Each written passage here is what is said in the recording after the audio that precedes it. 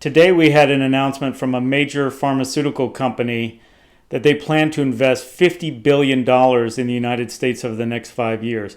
This comes from Swiss pharmaceutical manufacturer Roche. Once I looked into the story, I started finding more stories about the pharmaceutical companies and investments into the United States. And what I came across was pretty stunning, really. In the past 2 months, there have been numerous announcements of major investments in the United States from a range of pharmaceutical companies. And I'll just list some of them here for you. $27 billion from Eli Lilly, $55 billion from Johnson & Johnson, $23 billion from Novartis, $8 billion by 2028 from Merck, and $3 billion from Regeneron. This adds up to about $166 billion to be invested in the United States over the next few years. Now, these were announcements that were made. You can find them. I've linked all the articles below that list all of these things, as well as the press releases. But for some reason, they haven't made the top of the headlines. So what we're seeing and all of these are new announcements. They've all happened mostly within the past month. Some have happened within the past 2 months. But this has all happened due to the tariff announcements from the Trump administration. So all of these pharmaceutical companies are making major investments into the United States. Now, this includes manufacturing investments as well as research and development investments.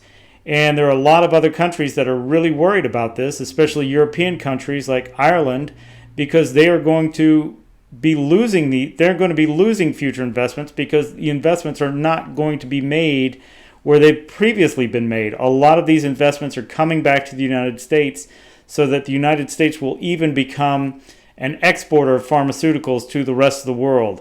Now, if you look at some of the articles I list below, a lot of other countries are not very happy about this. So I just wanted to go into some of the detail of where some of these investments are going. The $27 billion from Eli Lilly is going into 4 new facilities in the United States, and they're going to be hiring 3,000 technicians, scientists, and other personnel. 3 of those facilities will be dedicated to making active pharmaceutical ingredients the industry regularly imports from abroad. So that's displacing imported active ingredients from abroad. The 4th site will support the company's global manufacturing network for injectable therapies. So there you go, $27 billion from Eli Lilly going to be invested in production facilities in the United States and employing 3,000 high-paid jobs. Additionally, there will be 10,000 construction jobs as they build these facilities. Moving on to Johnson & Johnson's $55 billion investment in the United States. They've already broken ground at a $2 billion facility for advanced biologics. And this facility is going to be 500,000 square feet and employ 500 people. During the construction of it, it'll employ 5,000 people and have a $3 billion overall impact to the local economy. Additionally, they're planning 3 more manufacturing facilities and expansion of existing facilities, including things like research and development. Then we have $23 billion from Novartis. Novartis is another giant Swiss pharmaceutical manufacturer. They plan a $1.1 billion research facility in San Diego, and the rest of their investment will be divided amongst 6 new manufacturing facilities, or 6 manufacturing facilities, may not all be new, across the United States.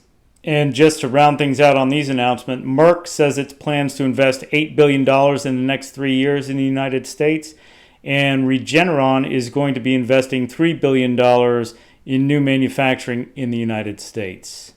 So because all of these new investments are coming to the United States, it means that new investments are not going to be made in other countries, and the EU is particularly worried about this. In fact, there's a headline here, I'll read it. As Trump threatens tariffs on drugs, industry warns EU of $100 billion plus pharma exodus to the U.S. And the reason for that is because it's a zero-sum game. The investments that are made in the U.S. are going to be investments that are not made in the EU. In fact, the $50 billion investment by Roche will turn their facilities in the U.S.